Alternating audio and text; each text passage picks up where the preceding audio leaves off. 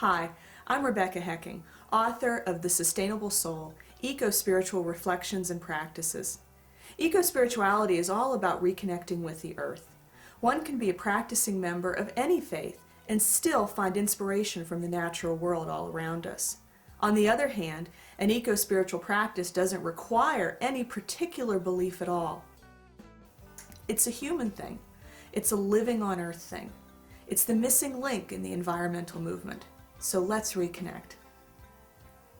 In our technological culture, most of us spend the bulk of our lives indoors, cut off from the natural rhythms and processes that make our lives possible.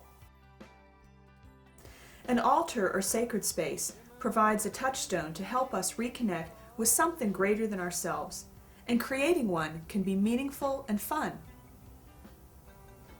One way to balance this is to create nature-inspired sacred space in our indoor environment. In my book, there are lots of exercises that I call altar work. My workspace is right in the middle of my house, and as you can see, it has a really lousy view. So I've created an altar right here next to me that I can kind of pause and connect with while I'm working through my day. Right now when we're filming, it's winter time. So instead of flowers or autumn leaves, I have a bowl of snow here. The snow will gradually melt and eventually even evaporate. I also have a candle. This is just a postcard with a winter scene that's propped up on a kind of interesting piece of driftwood. This is just what I came up with, but think about what you could come up with for your workspace. The kitchen altar is all about home and hearth and gratitude.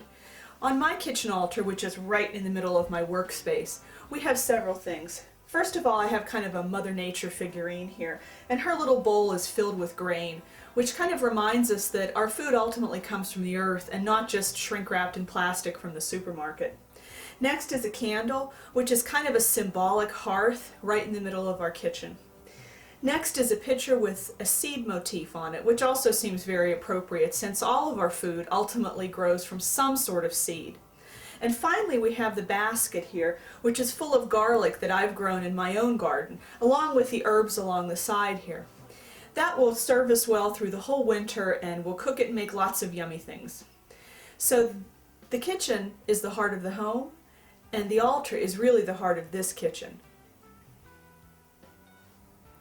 In my home, I've created several altars. Let's have a look, and then we'll come back and create one here together. As we do, think about your home or your workspace and what you could create there.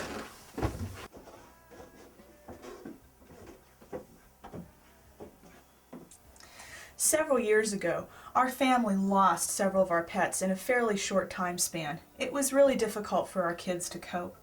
So what we did to help them was create this pet memorial upstairs in a hallway of our house. It's kind of a more private space than the downstairs area. We put several images of our pets that have passed, along with a candle, an image of St. Francis, and a blessing. St. Francis is really appropriate for this because he's a saint that's associated with animals of all kinds. It's a very special place in our house. Now let's come downstairs and we'll create an altar on the spot.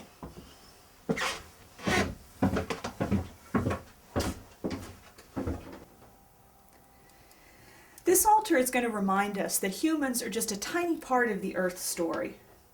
First of all, I'm putting just some fresh cuttings from a houseplant. And then I'm going to add to that a piece of petrified wood that I got last summer on vacation. Here we have an ancient remnant of a living thing and a very brand new current living thing together on the altar. This is a sweep of, several 100 million years represented right there.